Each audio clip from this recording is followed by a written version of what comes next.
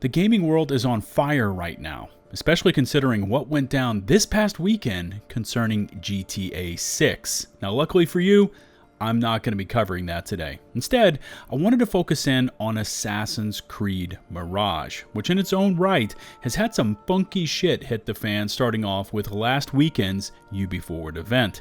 Now, I've been mulling this one around in my head for the past week, but when you aren't a full-time content creator and you cover multiple franchises, you can get easily distracted. Squirrel!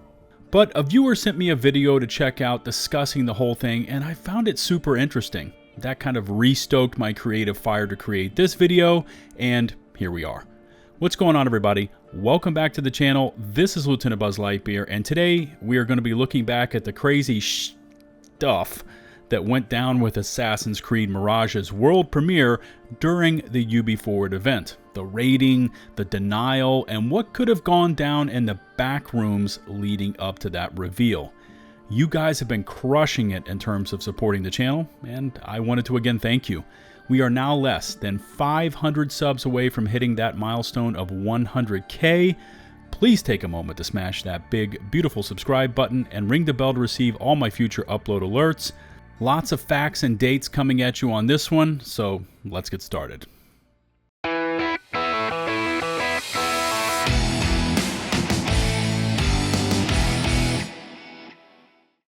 We've got to start this one off today more towards the end of this timeline, as what we currently have surfacing is more towards the end of what has transpired.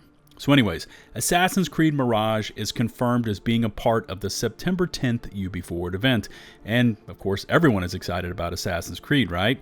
They tune in to watch the Twitch or YouTube broadcast, and then something odd happens. And if you weren't completely tuned into the broadcast when it goes down, you would have completely missed it. Unfortunately, I wasn't recording at the time, but this screenshot from the YouTube broadcast shows the adults only 18 plus ESRB rating pop-up at the 14-minute 36 mark of that showcase. This was immediately following the pre-show countdown timer, probably why you weren't paying attention, just before the commentators went live to begin their pre-show pep rally.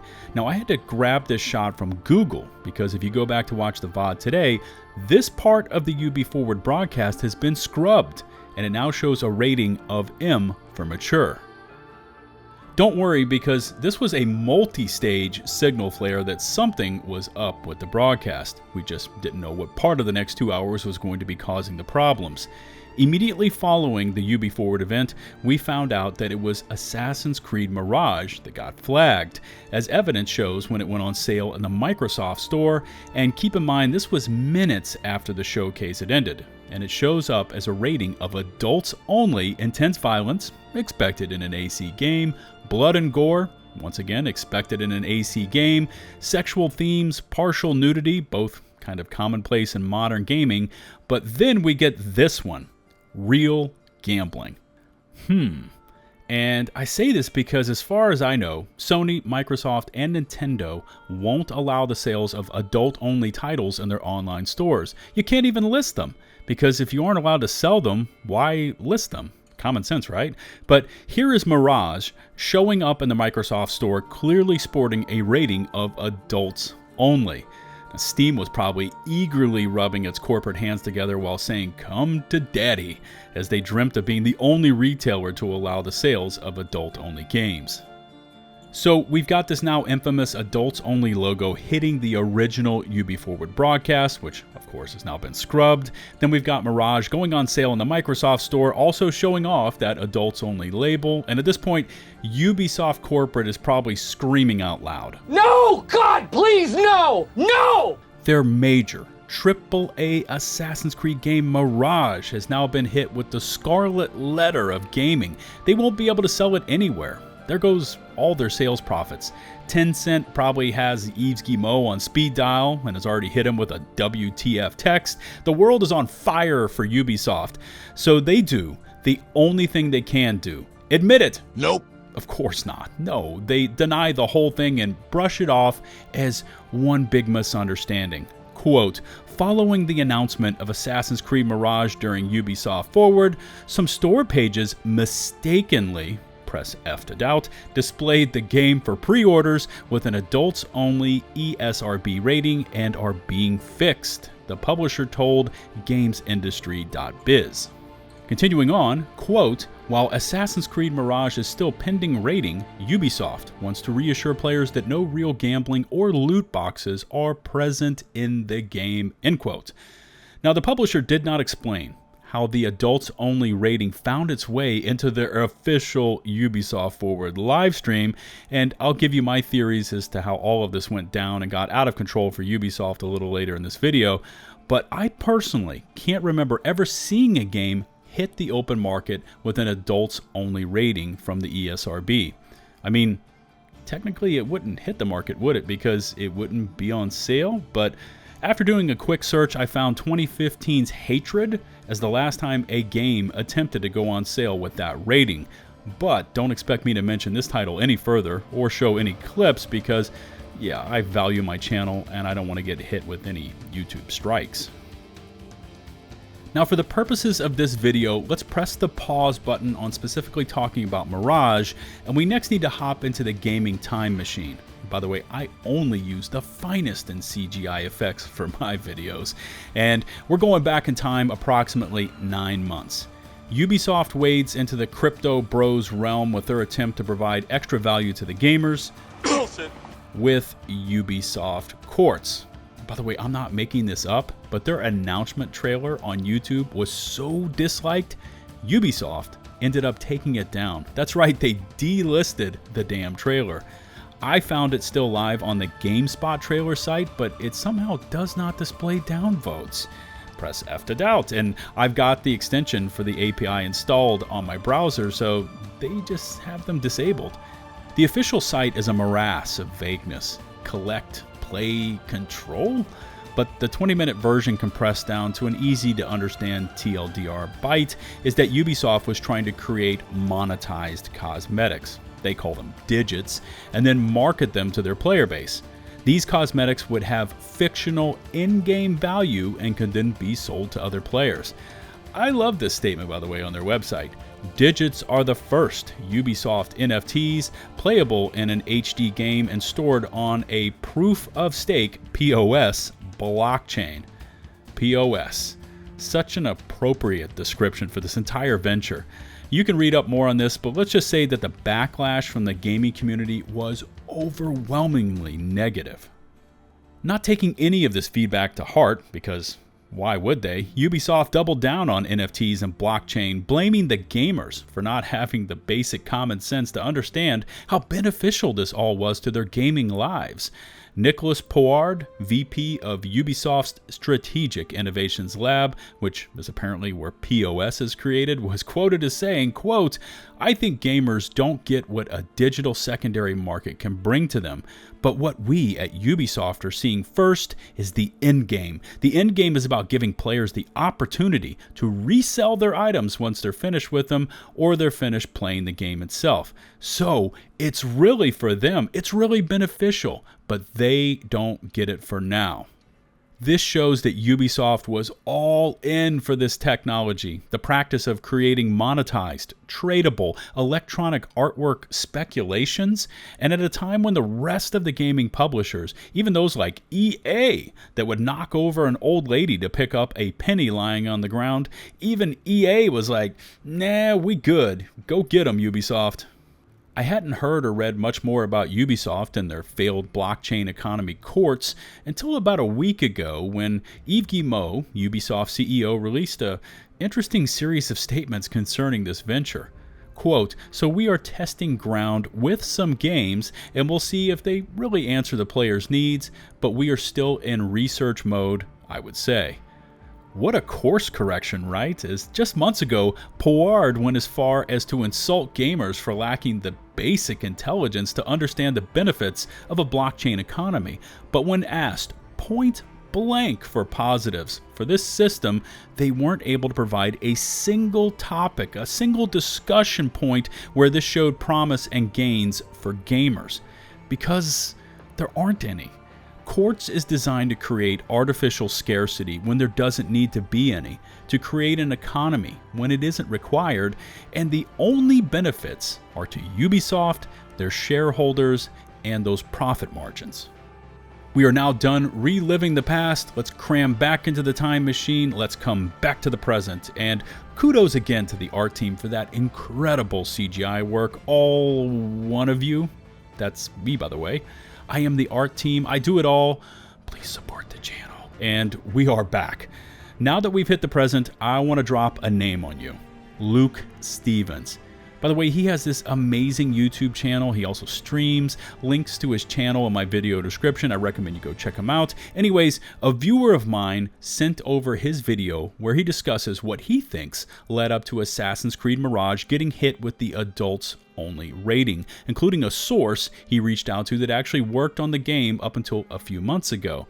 He's also got some interesting theories about it all. Again, I really recommend you go check out his video. Okay, so Stevens theorizes that Mirage was trying to implement this now discredited Ubisoft Quartz NFT system, possibly Digits, their name for these limited cosmetics, into Mirage, and that's why it was labeled as adults only.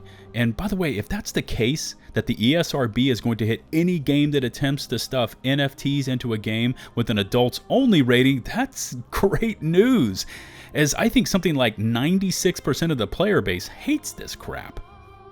During his video, Stevens references his previously working on Mirage source, who seemed to confirm there was some form of this system in the game, but that the source didn't feel it was aggressively implemented. But I wanted to take his theories a step further and kind of talk out my ideas and add to all of this. Now, we were getting info drops as far back as July 2022 that Assassin's Creed Rift, remember Rift was the codename for Mirage before it went public. Anyways, Rift was originally set to launch late 2022, but then during a Ubisoft investors call, it was revealed a smaller, unannounced premium title as being pushed back to spring 2023. That was Rift. Now, the reason given was that Ubisoft Bordeaux was terribly behind schedule and needed more time to get the game prepared since it had transitioned from a Valhalla expansion to a full-blown standalone offering. For the purposes of our discussion, let's assume that Ubisoft had already sent an early copy of Mirage to the ESRB for prior ratings. They had learned that it would be hit with an adults-only rating, which I'm going to theorize in a moment. Ubisoft knew of this. They knew of the complications of modifying the game to at least that of a mature rating, because launching with adults-only status would instantly kill the sales, as no one would be able to purchase it. Hence, Ubisoft decides to delay the game until spring 2023 and releases a statement that the development team needed more time to complete the game, which in a sense wouldn't be entirely false. If the game had heavy integrations of NFTs or real gambling, that would require time to adjust, remove, and/or rejig into something that the ESRB would not flag so directly. Again, referencing Stevens in his video, we now fast forward up to UB Forward. Mirage is still technically sitting at a rating of adults only. His theories here: the marketing team is frantically working on the UB Forward scripting, media, video. They see that adults only rating and decide to go with it for not only their official broadcasts, but also the online store listings, as that is what they are seeing on their side. It has a rating of adults only. Now, this would have to be greenlit at multiple stages of the development cycle on the event planning, so I imagine there are going to be multiple inter-office investigations going on, of course, all out of the prying eyes of the public. Stevens also mentions that this could have been a marketing team member gone rogue, but of all of his theories being cast, that one seems to be the least likely. At this point, present day, everything seems to be going full warp speed, Mr. Sulu. Ubisoft denies the rating, claiming it was all a big mistake. The VOD has been scrubbed. The online stores have been adjusted to display a rating of M for mature. Everything is how it should be, right? Not exactly. The stigma of the adults-only rating will forever be attached to Mirage, even when it finally goes live with a mature rating. Something in this early version of the game was so egregious that even the incredibly lax ESRB felt it was just so over the top they hit it with the death sentence, adults only. And here's where I'm going to take Stevens' theories and concepts and I'm going to try and take them a step further. The ESRB defines real gambling, what has now been identified as the adults-only culprit for Mirage, as players can gamble, including betting or wagering real cash or currency. And it doesn't need to be much more than that, does it? As we get the point. NFTs, or as Ubisoft was calling them with their Quartz program, digits, are described as having real-world value. You purchase them, not through economy gained from playing, but through the use of real-world currency. Therefore, when you go to sell them, you would naturally expect real-world currency in exchange. And stay with me here. What if Mirage not only had a full-blown implementation of these digits, cloaks, weapons, other cosmetics, all made scarce by the designers and all having different levels of rarity, but what if there was an in-game mechanic to use these NFTs as stakes or monetary value to enter into a bet? You don't have to look any further than CSGO and their skins, how they use an outside economy via third-party gambling sites, and just how out of control that all got. What if, and I know this may be a really fat what if, but what if Mirage was attempting something like CSGO, but actually in-game? Because if it was just a trading market, I have this sword cosmetic you want, you have a cloak I want, we agree on a trade, keyword being trade, and then we complete it, I don't see the ESRB dropping the hammer on that one. It would have to be something that involved the chance of gain or loss that would trigger the real gambling label. Example, 5 of us enter this online store, we all wager an NFT, or even how about a cosmetic we paid for through the Mirage cosmetic system. We all roll dice or flip cards or something like that, winner takes all. So one person not only gets their initial wager back, but the other contestants' wagers as well. This would certainly constitute loss and or gain, and since the cosmetics cost real-world money, or even, for example, the NFTs, this would trigger that adults-only rating. Again, a ton of speculation here on my part, building on Steven's initial video, but several facts are irrefutable. The game was delayed back in July to spring 2023.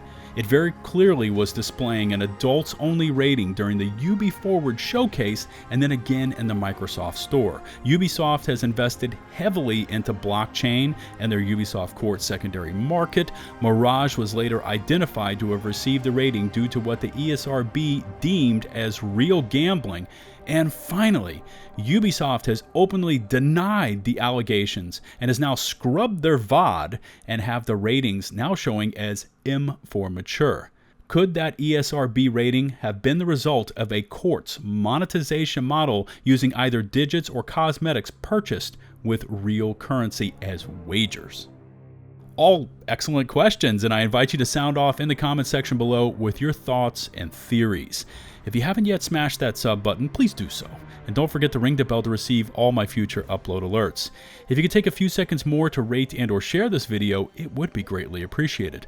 Thank you to Luke Stevens for his thoughts on this Ubisoft's bungling of the Mirage ESRB rating, and I again encourage you to check out his channel, links in the video description.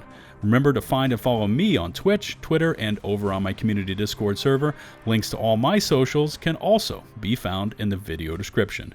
Until the next one, this is LtBuzzLitebeer, signing off.